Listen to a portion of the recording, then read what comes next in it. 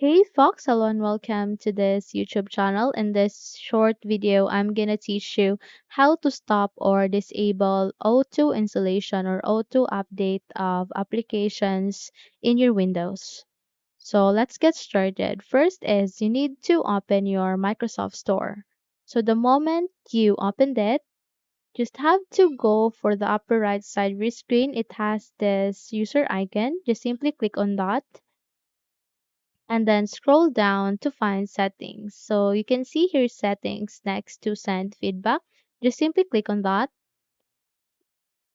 Okay, so the moment you tap that, you are able to open the settings. So here you can see five options. It has this app updates, notifications for app installations, purchase without passcode, offline permissions, and video autoplay.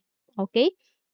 So, in order to stop or disable auto installation or auto updates in your computer, which is sometimes annoying, you need to go for this first section, which is app updates. Now, aligning this, you can see this on button here.